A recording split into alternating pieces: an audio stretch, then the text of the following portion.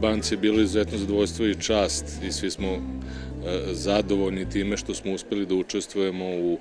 pomoći u sređivanju jednog ovako lepog objekta. Ovo je Udruženje penzionera grada Novog Sada,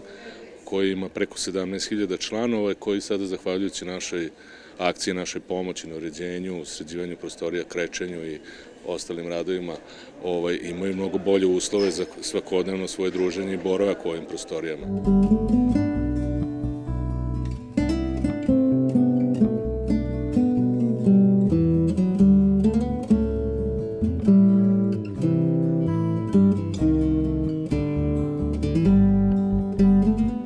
Grad Novi Sad zajedno sa Ministarstvom rada i socijalne politike i pre svega Udruženjem penzionera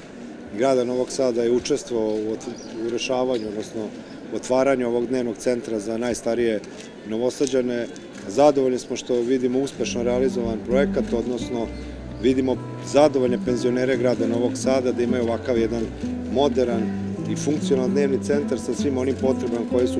najstarijim sugrađanima neophodne i naš cilj, pre svega Udruženja penzionera, a zatim i Republičkog resornog ministarstva, time i grada, a zatim i grada Novog Sada kao lokalne samouprave, jeste da najstariji Novosađani u penzionerske dane provode što aktivnije, da ne budu izolovani od društva, se pokaže jedna međugeneracijska solidarnost u Novom Sadu.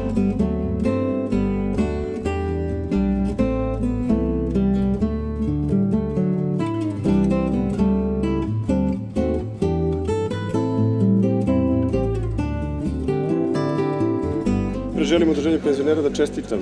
ovaj dan i da im se zahvalim na trudu i na radu koji ulažu svih ovih godina u poboljšanje kvalitete života i standarda svih penzionera u Novom Sadu.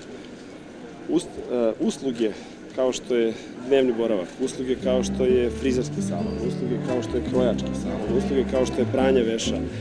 veoma pomažu penzionerskoj populaciji. Ne samo što su po cenama prihvatljivi, već što im omogućuju da se u najdužoj mogućoj meri zadrže van institucija. Dokle god postoje ovakve usluge, penzioner ne mora da odlazi u dom, on može da ostane u svom stanu, on može da ostane u svojoj sredini i može da nastavi da živi jedan kvalitetan život.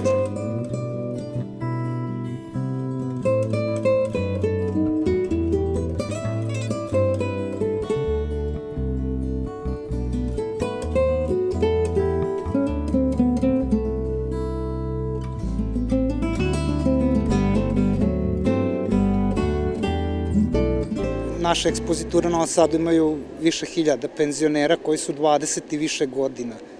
Naši klijenti, i pored nekog kvaliteta usluge i prilagođavanja proizvoda njima, je nešto što smo zaista, da kažemo da im u neku ruku i dugujemo nešto ovako impozantnu donaciju, saradnju i veoma cene. To su ljudi koji su u zrelim godinama, prošli su svašta u životu, tako da znaju da cene pruženu ruku, saradnju i vidi se po njima visok nivo zahvalnosti.